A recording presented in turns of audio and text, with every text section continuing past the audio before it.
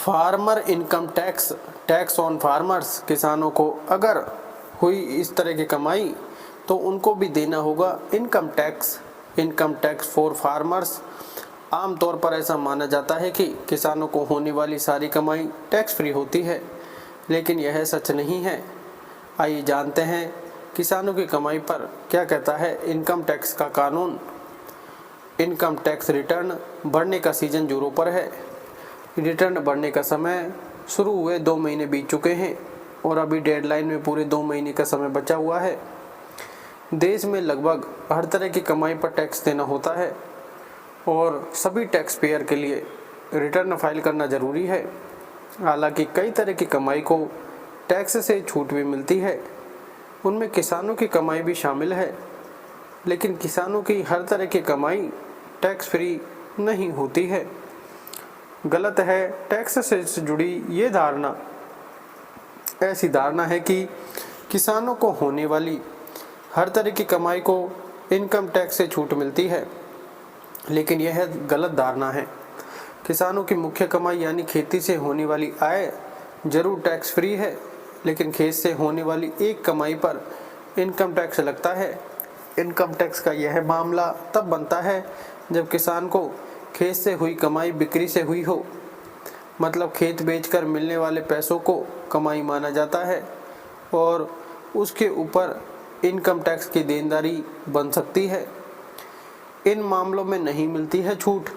इसे समझने के लिए पहले खेत के प्रकार को अच्छे से समझने की ज़रूरत है।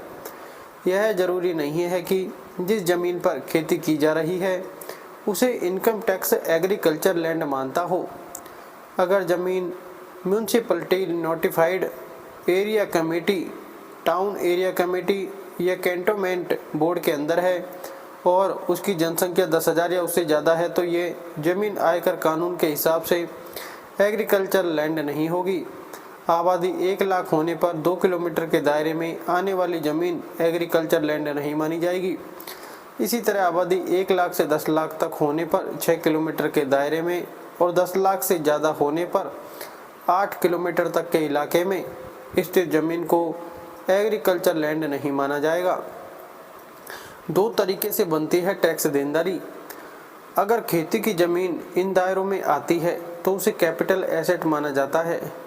इन्हें सरल भाषा में अर्बन एग्रीकल्चर लैंड कहते हैं। इन ज़मीनों की बिक्री से हुए मुनाफे पर कैपिटल गेन टैक्स देना पड़ता है। कैपिटल गेन टैक्स भी 2 तरह से लगता है। अगर आप ज़मीन को खरीदने के 24 महीने के भीतर उसे बेचते हैं तो इसमें short term capital gain tax की देनदारी बनती है। यह आपके टैक्स स्लैब के हिसाब से लगेगा। अगर ज़मीन को 24 महीने के बाद बेचा जाता है तो long term capital gain tax लगेगा। इसकी दर 20% है, साथ में इंडेक्सेशन बेनिफिट मिलेगा। कैपिटल गेन टैक्स से पाएं छूट। इनकम टैक्स का कानून शहरी खेती की ज़मीन की बिक्री से हुए लाभ पर टैक्स से छूट पाने की सुविधा भी देता है। इनकम टैक्स एक्ट के सेक्शन 54B के तहत दूसरी कृषि योग्य ज़मीन खरीदकर कैपिटल गेन टैक्स बचाया जा सकता है। टैक्स पेयर घर खरीदकर भी टैक्स बचा सकता है।